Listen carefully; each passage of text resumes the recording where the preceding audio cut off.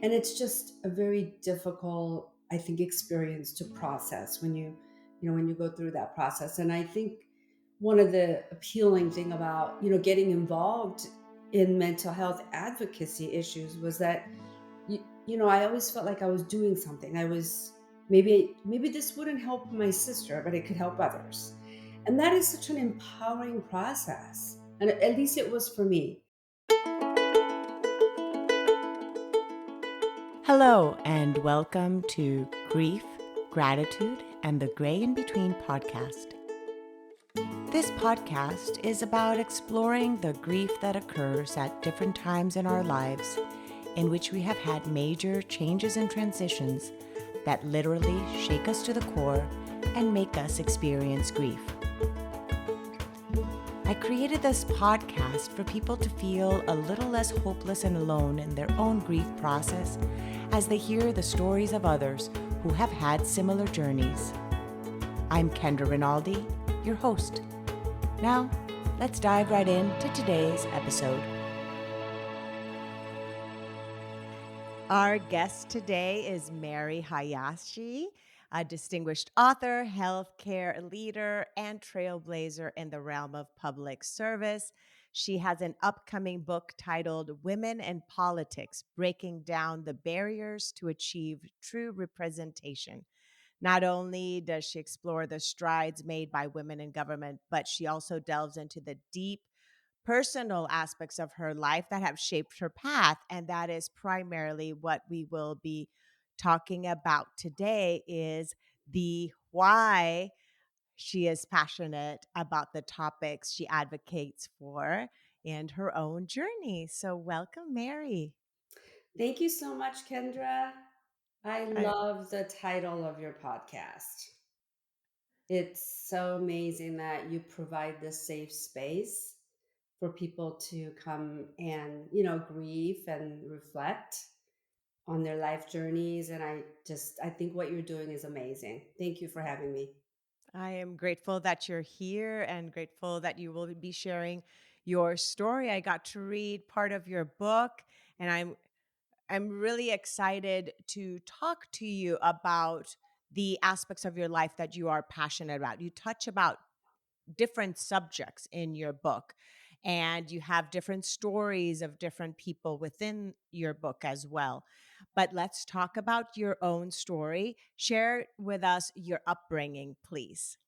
Yes, and I this is my second book. I actually have another book that was published now 20 years ago, and it really centered around my upbringing and my sister's death and how we dealt with it.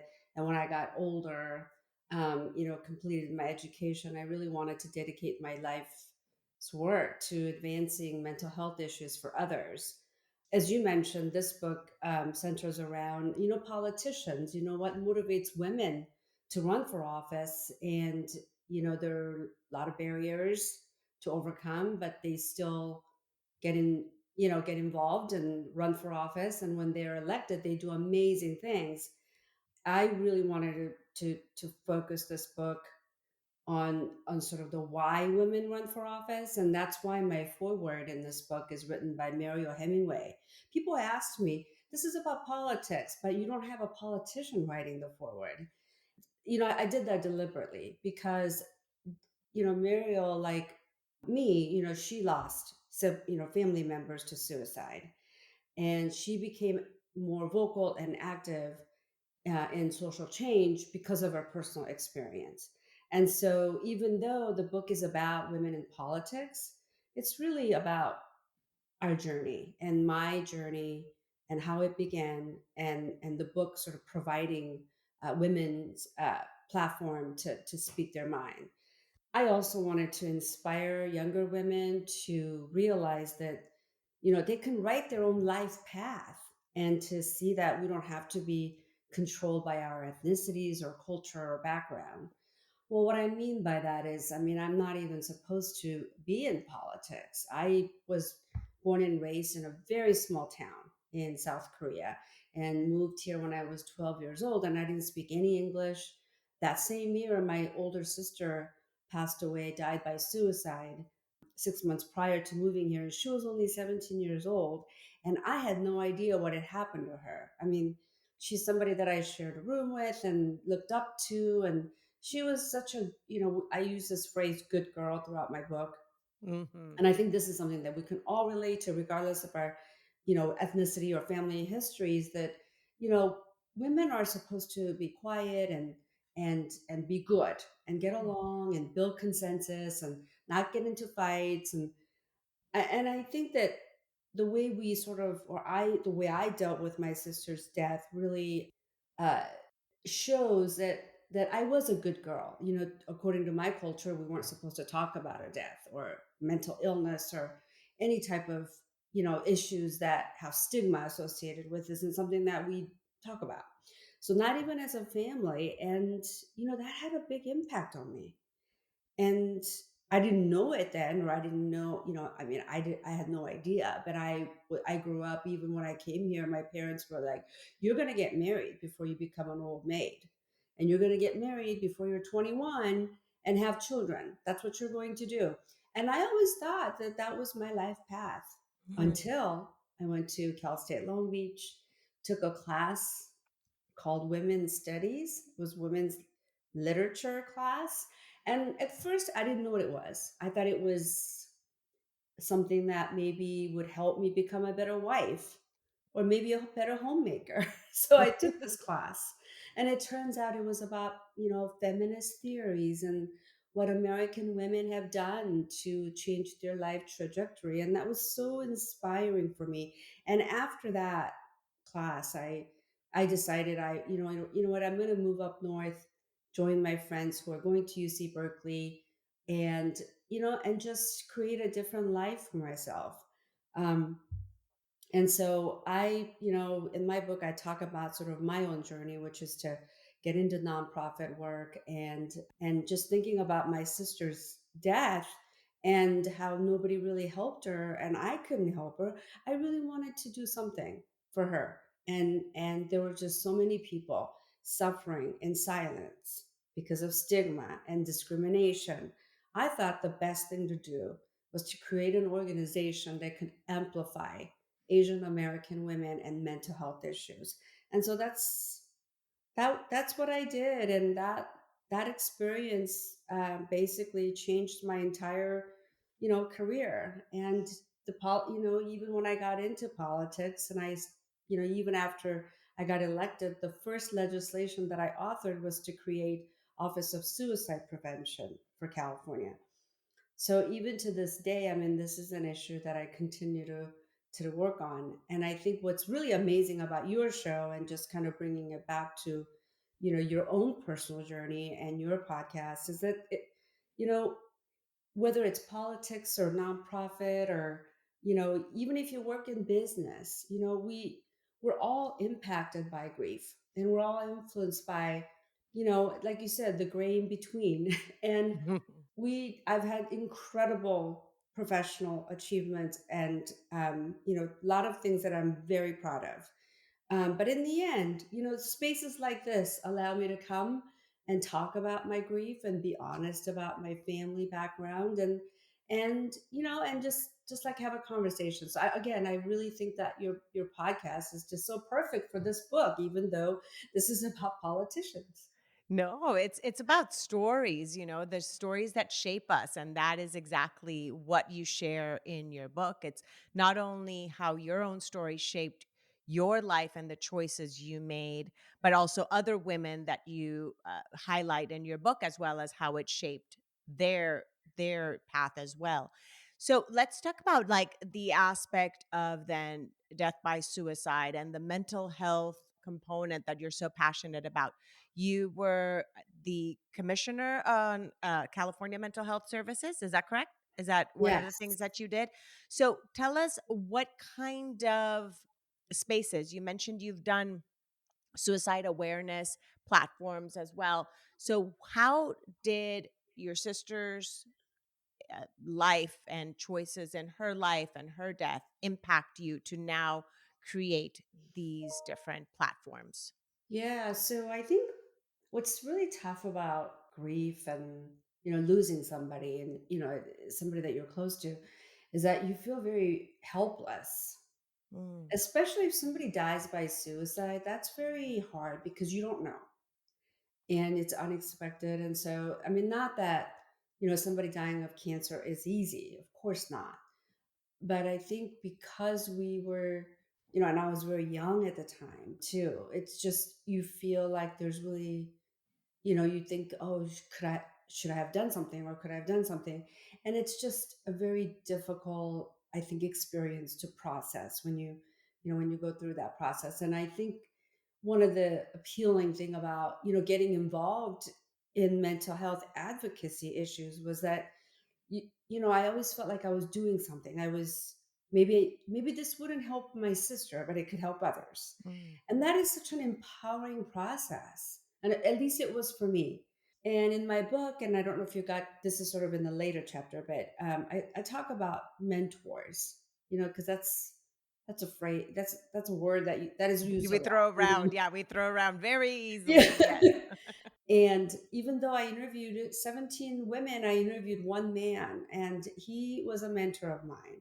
And I acknowledge in my book that many of these women that I interviewed in the book talked about having male mentors. And I thought that was important to highlight. Mm. Whether we like it or not, they are part of the solution for gender parity. And I had an incredible mentor, and I was very lucky. He was a legislator, and he had a family member who suffered from mental illness. And in the legislature, he championed some really amazing pilot programs and just amazing mental health work. And back then, this was what, 15 years ago or so, a lot of a lot of politicians didn't adopt, like they didn't really adopt mental illness as their platform. And so I thought that was really different that he did that. And so, when I worked for him, he approached me and said, I'm thinking about sponsoring a statewide ballot measure that will tax millionaires 1% surcharge on their annual income to create mental health funding. And so those of you listening to this podcast, if you're a millionaire, I'm sorry, because it did pass. If you're in California, I apologize for that. But, you know, when Ronald Reagan was the governor, he closed a lot of the mental health hospitals. There was a lot of dysfunction, abuse. Also, he wanted to cut, the budget. And that's when, we had this huge influx of homelessness start. And he said, well, community-based programs will be better for mentally ill people. But that promise was never fulfilled by money. So this ballot measure was our opportunity to kind of fulfill that promise. More community-based, more compassionate mental health care. So I got to work on that ballot measure in 2004. And that experience really changed my path from working on, not working for nonprofit organizations to basically going inside the government and running for office. I mean, that experience was amazing. And, because we were taking on millionaires, we didn't have a lot of rich people saying, oh, I'm going to, donate to this ballot measure and help you. I mean, it was really just, very, very small budget. And, there's 40 million people in California. It's a big state. And so you have to have a significant amount of money to run a statewide ballot measure. But we passed that and we won with a lot of grassroots help. And honestly, I think it was because everyone I met during the campaign had somebody, they know somebody who Mhm. was impacted by mental illness. Family, friend of a friend. They knew someone who needed help. So after that passed, the governor appointed me to the commission that was set up to oversee the funding and approve, county level grants. And so after that experience, I decided to run for office. And I apologize for this long-winded answer, but that commission was so significant in that we had on the commission people living with mental illness serve as commissioners. I mean, we really wanted to show that people with mental illness can get help and they can be treated and they could be leaders. And it was so important to show people that. And so it was incredible. It was an incredible opportunity for me to go out and help help organizations. And we would we would get grant applications and we would review them and we approve them, and 20% of the set aside ballot measure money had to go to prevention and innovation. And so we were approving a lot of innovative ideas. People had ideas to break down the stigma. And there wasn't nobody was really funding mental illness and mental health issues at that level. So that was an exciting time. Let's talk about that, the stigma. First off, let's talk about the cultural stigma in your upbringing since your sister died by suicide before you moved to the US, correct? In Yeah, Korea. that same year. Mhm. Yes, let's talk about your, in your own culture and then also in the culture then that you guys then adopted to be your own. How do you see it having evolved in the years? Because it's been many years since your sister died by suicide. So, would you share about that, please? I mean, the morning that my sister passed, she showed me like these. She's like, why don't you look at the trash can? She was a little bit weird. It was January 1st, 1980, and I was actually heading out to go see my friend. And she said, "Oh, I want you to look at the trash can," and it had these sleeping pill packages in there. And I said, "Well, what did you do?" And she's like, "I really needed something." And she asked me, she said, "Don't tell anyone, don't tell dad."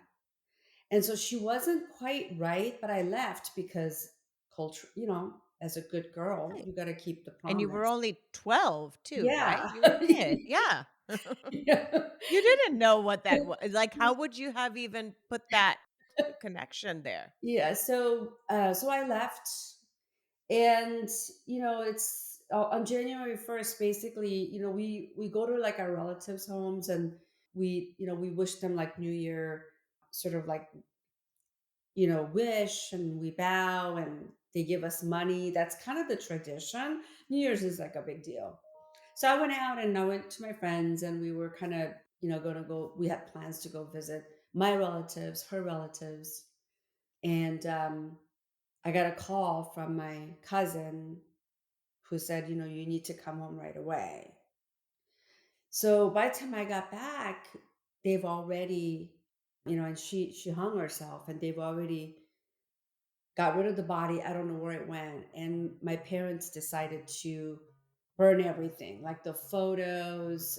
Like I actually have photos in my first book. I have these pictures that I included where the sizing's all weird because they cut her out of the photos. It was one of those things where they did not my parents did not want to acknowledge that she ever existed. That's kind of how they dealt with grief. It was just so much shame. She brought so much shame. And there's just, there's just, I mean, stigma doesn't even really describe it because there's like another layer of just unacceptance. It's, you're not being a good girl if you divulge this kind of family's dirty secret kind of thing. So was her And name ever mentioned again after, like, her name, her birthday, her anniversary of her passing? Were those kind of yeah, moments of her own life ever mentioned again in your family after her death? Like, would they acknowledge that it would have been her birthday, or did they oh acknowledge, God, "Oh, no. not at all." No. So it's like No. completely erasing that other Yes. person at that moment. Mm. Yes. Yeah. So in my first book, I talk about What's the name of your first book, by the way? I wanna. it's called Far From Home. Okay. And I'm gonna have to read it that one. yeah, so that I mean, that really aligns probably a lot more with, like, the subjects that you've covered, and I saw some of the guests that you had in the past. But, I mean, I do talk about it in this book. It's just more of in like a summary. But the Mhm. first book talks about all of this in great detail. My family decided not to ever mention her. I mean, my sister, I have another younger sister. we talk about her, like, oh, if she was a like, if, what kind of mom do you think she would have been? I mean, we like in that those kinds of conversations, but like we're not allowed to have her photos or discuss that she ever existed. So yeah, no, there was no funeral or anything. We weren't even allowed to have her photos, and all of her belongings were just gone. I mean, I don't know how. I mean, they were so fast because it only took me like 40 minutes to come back home from my friend's house, and everything was gone. Her body was gone, her belongings were gone, I can't even fathom. Like, it's yeah, and it but was it's of just course a different way of, culturally and grief wise of how they dealt with it. And as we say, everybody grieves differently, not only individually but also culturally. It's just expressed differently. So I'm grateful for you sharing that. But it must have been really hard as a 12-year-old, suddenly just erasing your 17-year-old sister from your life in that way for you, that they erased her from your life. right. And you don't really realize, you don't, I mean, you realize things much later. Mhm. Because when I think back, it's just like, okay, I have to do what the parents tells me to do. It's not like there's a choice. So the whole good girl kind of concept, in my culture anyway, we value girls who are silent. We celebrate silence as a strength. That's a strength. Not talking about it. That's being a strong person. And so for a long time, I think even when I started my own organization, I was like 26 years old. I had no idea what I was doing, but I thought, somebody needs to start talking about this. And I mean, until that point, like I just felt really weird talking about it in public. It's just, or sharing with people. And when I shared it with, friends when I was in my like early 20s, like I still remember I had a girlfriend who never called me back after that because she was Korean, just like me. She just didn't want anything to do with me, and she just thought it was like like I was from like a really you know uh, not a good Damaged, family. yeah, like Yeah, damaged goods kind yeah, of and thing, she yeah. just didn't want anything to do with me. Mhm. So and this was here in America, and so and so we kind of carry those values with us even if we're not in the home country. I think we tend to listen to our parents, and that was kind of our upbringing. And so think about one example that I give in the fundraising chapter is that we don't ask for money from strangers. As good girls, we don't do that. Who does that? But when you're running for office, you gotta make cold calls. I mean, it's sales. You gotta call people and ask for donation. And I had to do that, and I was just horrified. I mean, I had such a hard time making that transition, even though I had raised like $10 million for my nonprofit organization. That's different because I'm doing it for a cause.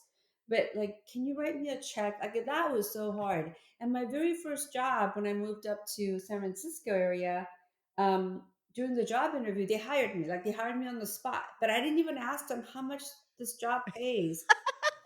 Well, because in our culture, you don't talk about money. You don't talk about death. You don't talk about money. And so you're supposed to be grateful. If you're a good girl, you're just grateful for anything. And that's so Asian too. And not to stereotype all of us, but that was my experience. And so when the HR person said, "Well, do you want to know how much this pays?" I mean, I was so uncomfortable. And I remember just looking down and I was like, okay.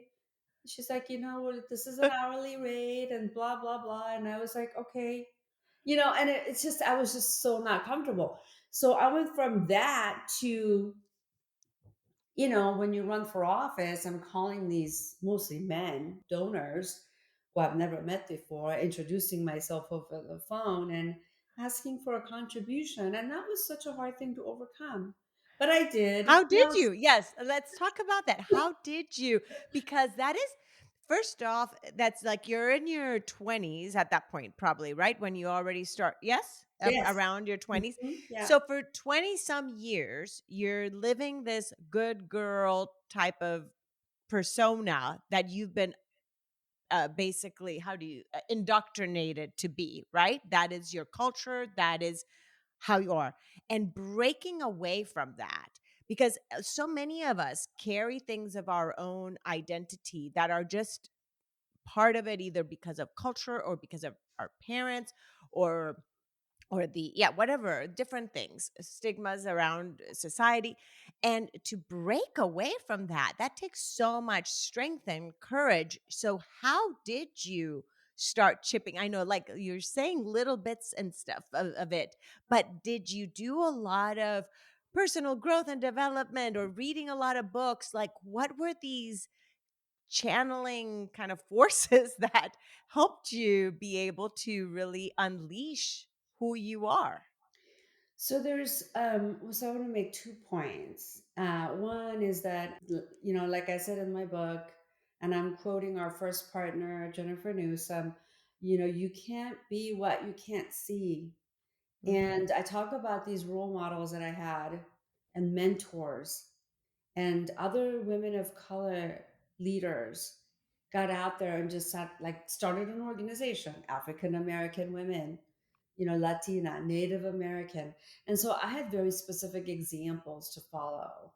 And the second thing I want to talk about is that I still catch myself. Like, I ask myself, oh, am I taking too much credit for this? Oh, am I being too aggressive? Oh, is this okay? Is this, is this okay to say in front of people?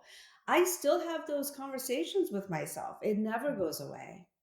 And there's a phrase in my book that I love very much. I talk about how there's no magic moment in this, and I think it's true for grief too. There's no magic one moment, you know but it's an ongoing thing. It's just an mhm, ongoing process, growth.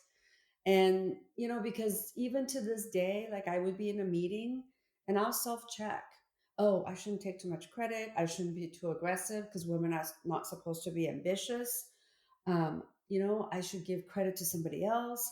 I mean, those are like the good girl training that I got when I was a mhm. child. And so even though I'm in my mid 50s, I still ask those questions. And so that's one thing to kind of remember, is that there is no magic moment, unfortunately. Sorry. No, it's a journey. No. No, no, no. You said it actually perfectly. It started chipping away because, one, you started seeing other women, like you said, of color, of other, nationalities, Yeah. minorities, representing and speaking up. And then you're having this example of what it could look like to Yes. speak up for yourself. So that was one of the things that were a catalyst for your change. Yeah, of course. Then once you start getting into politics, like you said, you just kind of had to start asking for, money or things like that. Now, let's talk about women then. Since the title of your book is Women in Politics, you started aligning yourself with different women as well as men that were your mentors and such. Let's talk about the role of women, and even the, because you mentioned this a little bit, the aspects of motherhood in politics. Yeah, so this is another thing that I discovered during my research for this book. Many women, because I've asked everyone that I interviewed, like, why did you run? And studies have shown that women run for office to solve problems. I mean, that it doesn't mean that men do not, but for men, it's more about leadership. And women start their own business because they want to have that flexibility. They want to be able to pick up their kids and be available to people. They want more of that in their life. Whereas men, when they start their own business, it's because they seek a leadership position. Oh, I want to own my own company. I want to make more money. I want that leadership spot. And so it's very in that sort of similar way in politics, women run for office to solve problems. And one of the things that I asked everybody is like, oh, so what motivated you? And almost everyone talked about being a mother and how that influenced their decision to run. And I don't have children, so this was very interesting to me. And I struggled a little bit writing about the motherhood chapter just because I don't have a personal experience of being a mom. I'm an auntie, but I think that's very different because I don't really need to worry about their problems 24/7 like their mothers do. Um, but I start the chapter with a woman asking me at a training, candidate training. She asked me, "Can I run for office if I have small children?" And I thought it was like, "Well, yeah, of course you can. There's so many examples." But I didn't want to tell her the truth. I said, "Yeah, you can," but I didn't follow that up with, "But you're going to have really hard time because of gender bias." And they're just although it's a fuel, it's a motivation for women for running for office. Like Cindy Roof from Washington, she says she came home and complained about city council's decision on some land use issue, and the daughter said, "Mom, stop complaining and do something." And that really motivated her to run to solve that problem. And so there's so many examples like that where, women use motherhood and their role in their home and in the larger society for greater good. And I just thought that it's almost like a qualification, and I need to write about this. And so motivation for running, there's that. Now, we also experience, double standard. Congresswoman Grace Meng, she talked about how she, took her kids to like a community event on a weekend, and a voter confronted her and said, "I didn't vote for you so you could be a babysitter." Meaning, like, why did you bring your child? But when this happens with a male legislator, people often say, "Oh, that's so great. What a great dad. Great example." Showing his kids how to be a leader. And so that gender bias and that double standard is very tough for women in politics. And being a mom it's tough, and it's not just the time and the obligations and the responsibilities, but what the society sort of expects women to be. And we still have that bias about, oh, who's cooking the dinner if you're doing this? That Mm. kind of mentality still exists. And so it makes it tough for women. One of the women in the book that I really enjoyed getting to know is Florida Senate Minority Leader Lauren Book. She, when she was in, she got to the Senate. She was very young. She's still in her mid 30s, I think. And somebody asked her, like, "Oh, you should run for the Senate leader position. That's going to be available. You should be the leader."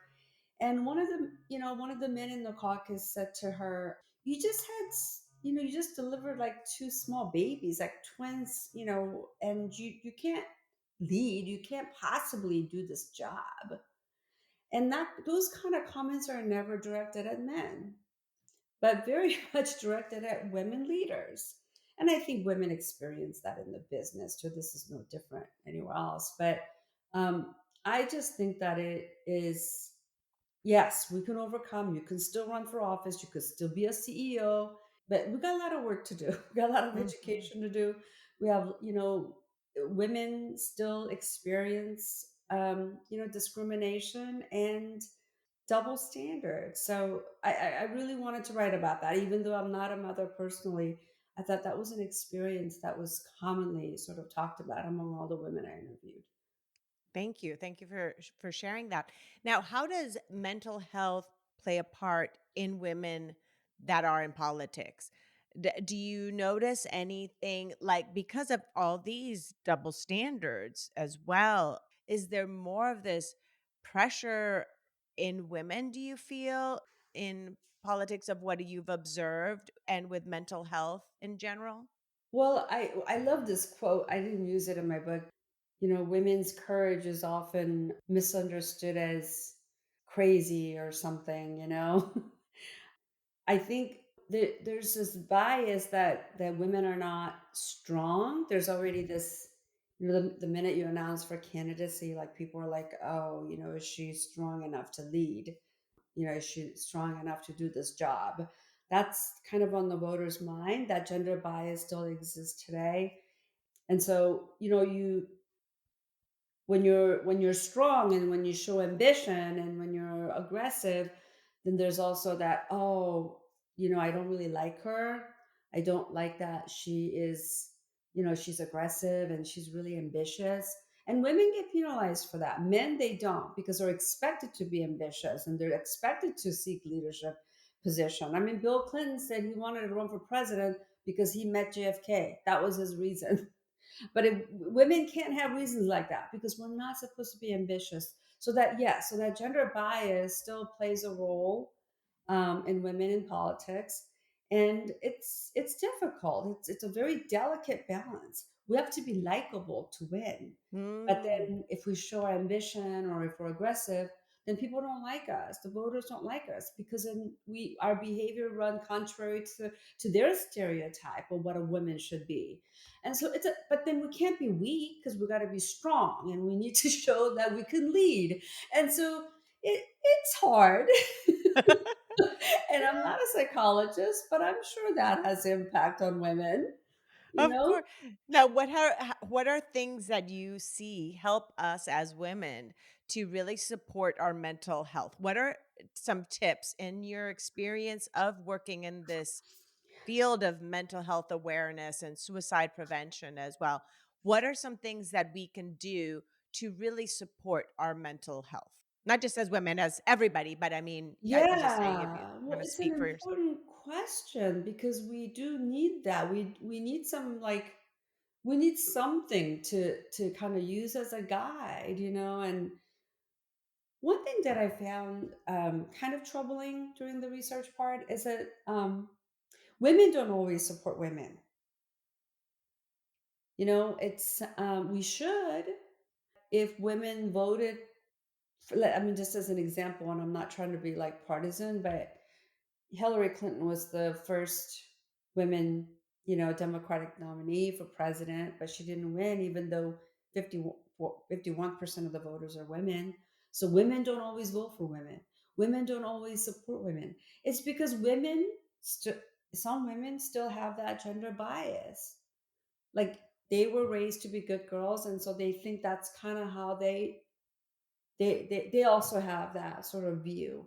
And so one thing that I like to ask is people to kind of check their bias, do like an inventory, like you don't have to write about it or blog about it, but we all have these biases, and I think it would be nice if people could realize that Asian women aren't gonna, like, we're not, the stereotypes are, we have to be quiet and grateful and quiet and all of that, but that's not necessarily who I am, and that should be okay.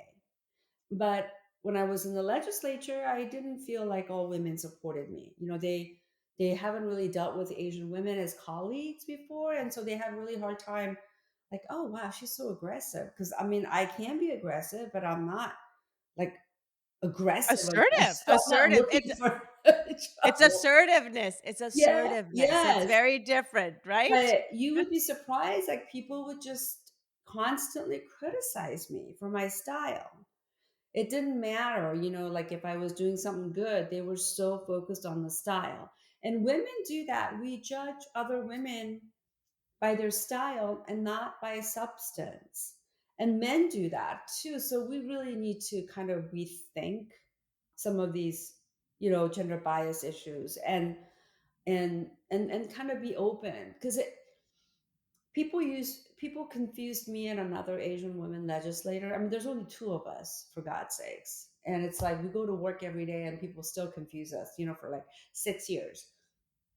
And when I was doing the research, I found out that that really takes an emotional toll because it says that I'm not important, I'm not worth kind of remembering. I think, yes, we need tools ourselves, but I really wanted to highlight in my book that we all have bias and we need to support other women.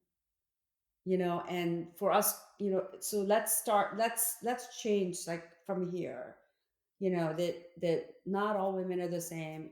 We need to be more open-minded about Asian women in leadership. I mean, we still have no Asian women CEO running Fortune 500 company because we're not seen as leaders. And so those kind of bias really hurt people. And so that's kind of my suggestion, you know.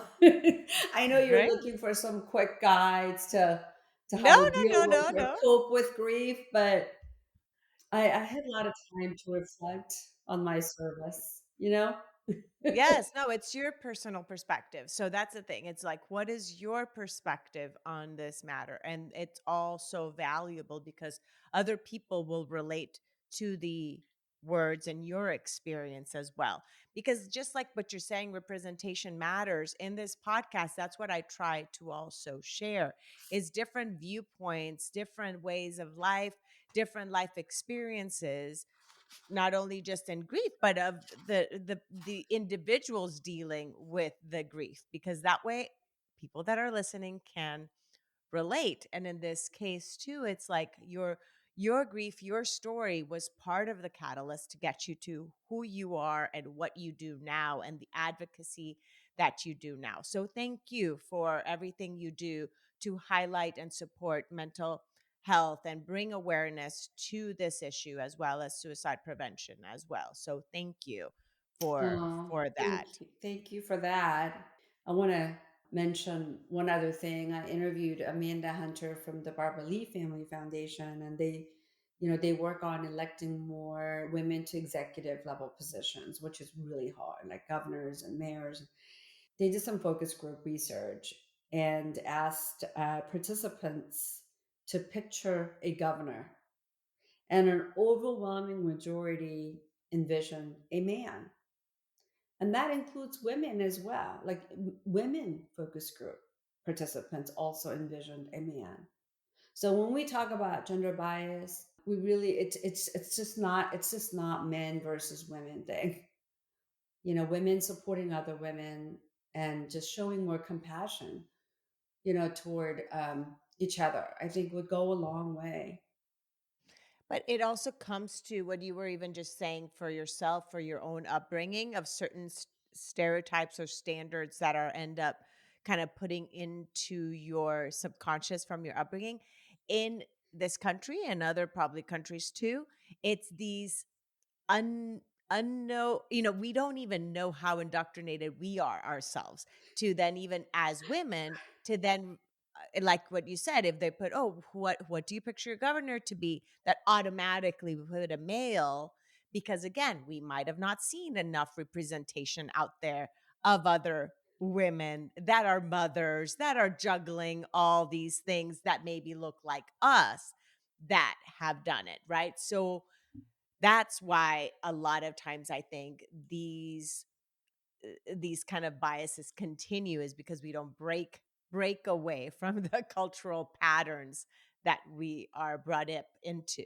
Of course, and it's not just So in, I mean, this is this we're talking about at an individual level, but there's many structural systemic barriers that women experience. So not to excuse, these biases that exist within our systems. I mean, think about how much wealth we've lost because of unequal pay, for mhm. equal work. I mean, so there are lots of barriers, but just like on an individual level, when you ask like what we could do, I really, I think it would be great if women could support other women, and more of that is certainly welcome.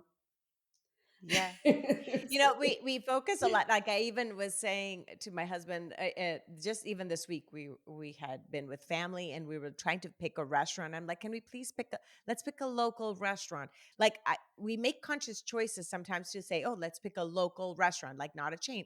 What if we also say, let's pick a women-owned business to purchase from this week, or or support a women, different things like that. Those are ways in which we can support women as well. Or in yes, politics, the same. If you see a woman on the ballot, investigate, yes, investigate. Don't just not only just vote because she is a woman or because somebody is a man or whatever. Really look into what each person offers and see that. Don't automatically check somebody out because of their gender if by chance you have gender biases that you've kind of Yes. been brought up to kind of hold on to. So that is important. And those are the little things that we can do to start implementing change, is to not just automatically choose just one way just because that's what we've always done.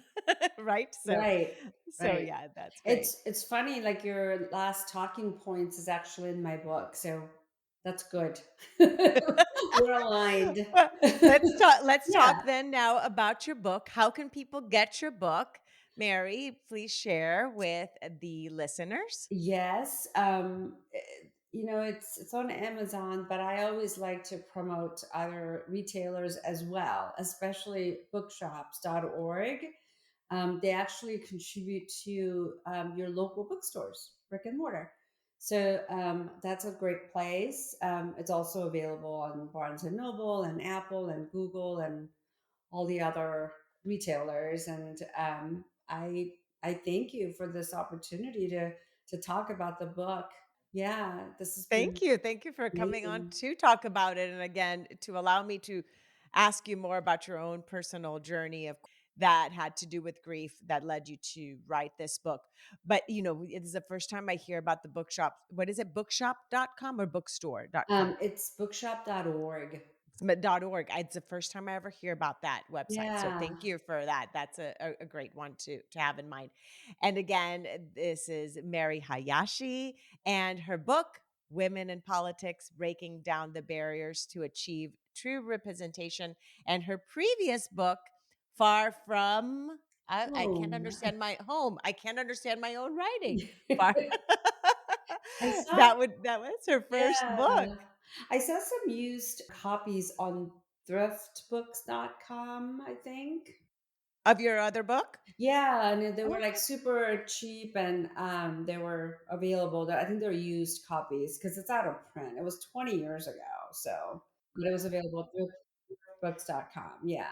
Perfect. Well, thank you. Is there anything I have not asked you, Mary, that you'd like to share, or any other way in which people can get a hold of you or check, any other things and initiatives that you have, your website, of course, all that I'll put in the show notes. But is there anything else you'd like to share with the listeners? Well, I want to just end with, you could I really want the book to inspire people to create their own life path.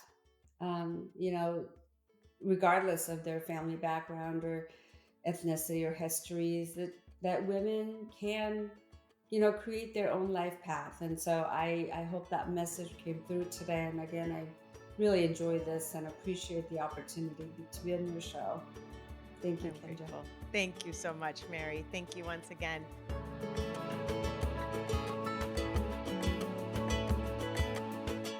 Thank you again so much for choosing to listen today. I hope that you can take away a few nuggets from today's episode that can bring you comfort in your times of grief. If so, it would mean so much to me if you would rate and comment on this episode. And if you feel inspired in some way to share it with someone who may need to hear this, please do so. Also, if you or someone you know has a story of grief and gratitude that should be shared so that others can be inspired as well, please reach out to me. And thanks once again for tuning in to Grief, Gratitude, and the Gray in Between podcast. Have a beautiful day.